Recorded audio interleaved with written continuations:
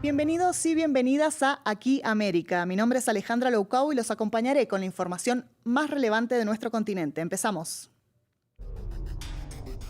Perú con orden es el lema del nuevo gobierno que asumirá el 28 de julio en el país andino con Keiko Fujimori a la cabeza. El empoderamiento de las Fuerzas Armadas, la construcción de megacárceles y la mano dura para combatir el crimen son las bases de un programa político más amplio. En Aquí América intentamos entender cómo será el gobierno de Keiko.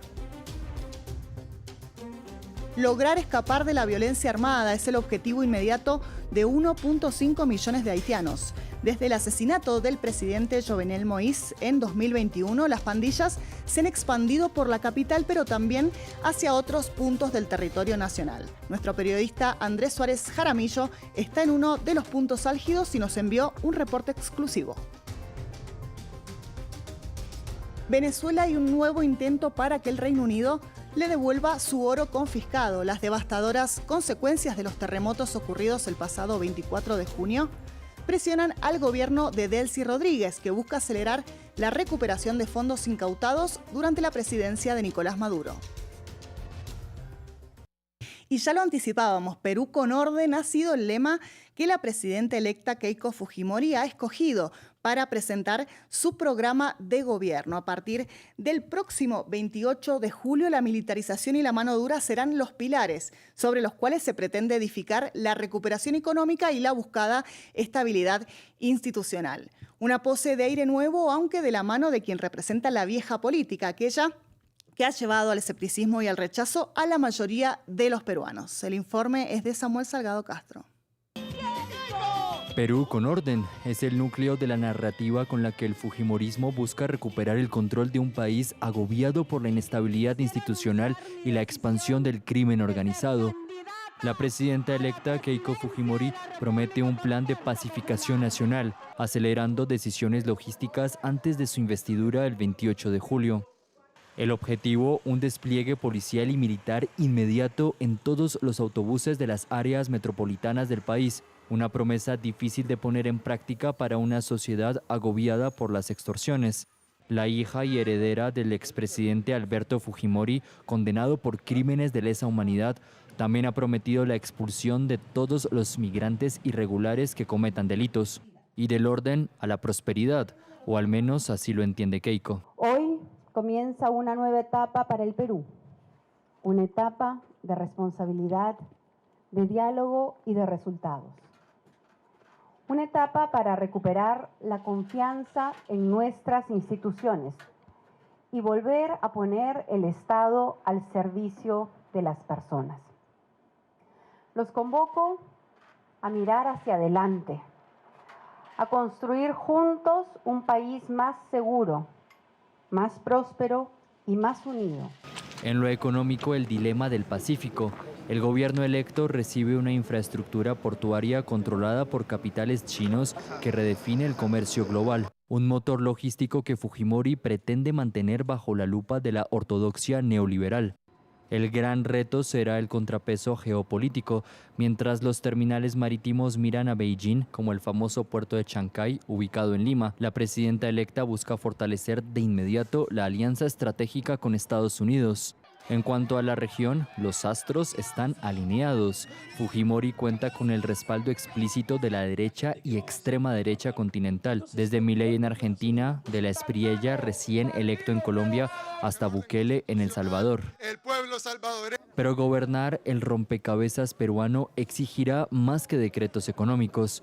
Sin mayoría absoluta en el Congreso y con un país polarizado, la promesa de orden y estabilidad de Keiko Fujimori, luego de 8 presidentes en los últimos 10 años, se pondrá a prueba desde el primer minuto de su mandato. Y para analizar cómo podría ser el gobierno de Keiko Fujimori, consultamos con un especialista. Él es Gonzalo Banda Lazarte, analista político e investigador doctoral del University College London. En primer lugar, le preguntamos qué implica el nuevo lema del gobierno de Keiko Fujimori, precisamente, Perú con orden. Esto nos respondió. Hay que compararlo con lo que fue el orden dentro del gobierno de su padre. Su padre quiso inaugurar un nuevo orden, ¿sí?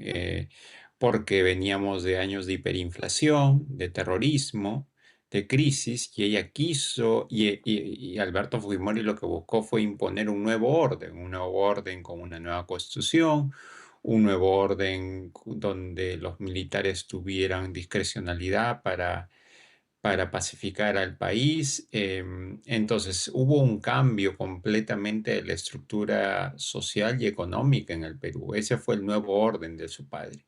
En el caso de Keiko, el orden del discurso de Keiko tiene dos sentidos. En primer lugar, sí parece ser un orden defensivo en torno a proteger al país del crimen, por ejemplo, ¿no? Que es una de las cosas que más está preocupando en las ciudades del norte del país y en Lima, especialmente el crimen organizado, las extorsiones, ¿no?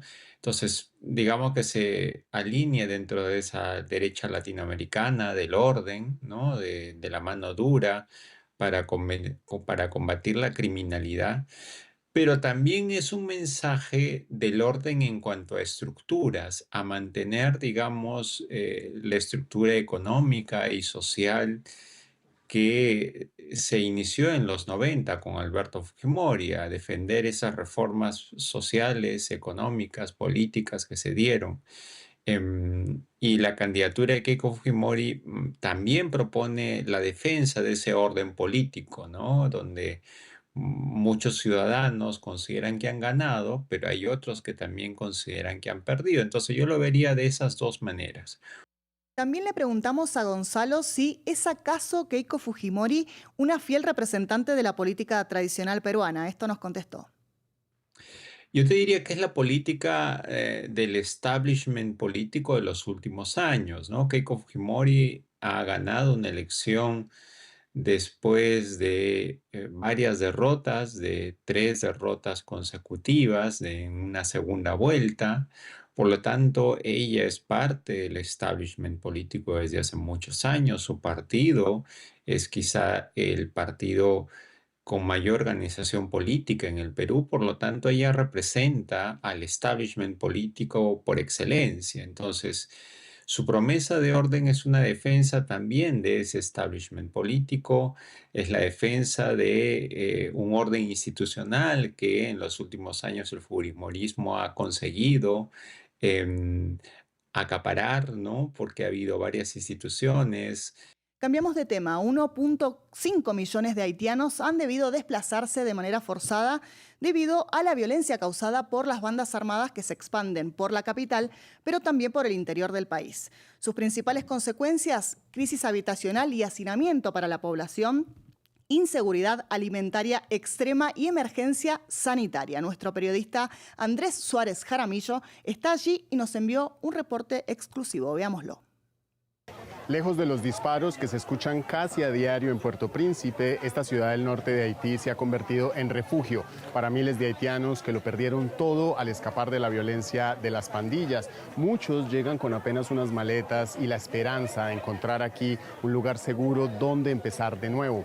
La Organización Internacional para las Migraciones recientemente informó que Haití registra un récord de 1.5 millones de desplazados internos, la cifra más alta de su historia. Más de la mitad son mujeres y niñas, mientras miles de familias han tenido que abandonar sus hogares por segunda o incluso tercera vez. Además, solo en lo que va del año, más de 110.000 haitianos han sido retornados forzosamente al país, la mayoría proveniente de Estados Unidos, agravando una crisis humanitaria cada vez más profunda. Aunque las ciudades aquí en el norte como Cap Haitian, Gonaives y Mahush permanecen relativamente al margen de esa violencia que domina gran parte de la capital de Puerto Príncipe, la llegada constante de desplazados comienza a ejercer presión sobre la vivienda, el empleo, los servicios básicos. La crisis ya no se limita a la capital, el desplazamiento masivo está entonces redefiniendo esa geografía humana de Haití y extendiendo el impacto, la ola del impacto del conflicto por fuera de las zonas que dominan las pandillas. Tras la devastación causada por los terremotos del 24 de junio, Venezuela necesita más dinero y más recursos. Por eso, el gobierno ha emprendido una campaña para intentar recuperar el control de sus reservas de oro congeladas en el Reino Unido. La presidenta encargada, Delcy Rodríguez, informó que envió una carta al rey Carlos III para que interceda en la liberación de 31 toneladas de lingotes de oro equivalentes a nada más y nada menos que 4.000 millones de dólares que están retenidos por el Banco de Inglaterra. A continuación, les contamos por qué están congeladas las reservas venezolanas. Delcy Rodríguez mueve sus cartas para lograr el regreso del oro venezolano retenido en Reino Unido. El miércoles, la presidenta encargada del país sudamericano pidió al Fondo Monetario Internacional y el Banco de Inglaterra desbloquear sus capitales congelados durante la administración de Nicolás Maduro, argumentando la necesidad de atender la emergencia humanitaria que vive el país tras el doble terremoto que dejó miles de personas muertas. Y he decidido enviar una carta, entre otros, al rey de Inglaterra para que liberen el oro que está retenido en el Banco de Inglaterra. Ese oro es de nuestro pueblo y ese oro debe estar para atender, las consecuencias terribles, trágicas de este doble terremoto. Un pedido que se suma a las gestiones del canciller Iván Gil ante altos dirigentes de Naciones Unidas para intentar recuperar las reservas de oro cuanto antes. Además, el gobierno bolivariano ha instado a los países miembros de las Naciones Unidas a liberar los fondos soberanos retenidos del Estado venezolano. Esta medida es crucial para que Venezuela disponga de los recursos necesarios para reconstruir tanto la infraestructura material como la calidad de vida de todos los ciudadanos afectados. El Ejecutivo de Caracas tiene congelados alrededor de 31 toneladas de oro guardados en lingotes en las bóvedas del Banco de Inglaterra en Londres. Sanciones económicas que tuvieron lugar en 2018 gracias a las presiones de la primera administración de Donald Trump contra Nicolás Maduro y su gobierno. Desde la imposición de la sanción, el precio internacional del oro ha tenido fuertes aumentos. En 2018, una onza de oro valía alrededor de $1.200 frente a los 4.100 que equivale hoy en día, por lo que las reservas venezolanas retenidas actualmente corresponden a un estimado de 4.100 millones de dólares. Durante los últimos años, el gobierno chavista ha emprendido sin réditos una batalla legal en cortes internacionales para recuperar el dinero, por lo que ahora Delcy Rodríguez ha optado por la diplomacia y la negociación para intentar retomar el poder de sus millonarias reservas. Y así llegamos al final de esta edición. Gracias por acompañarnos y hasta la próxima.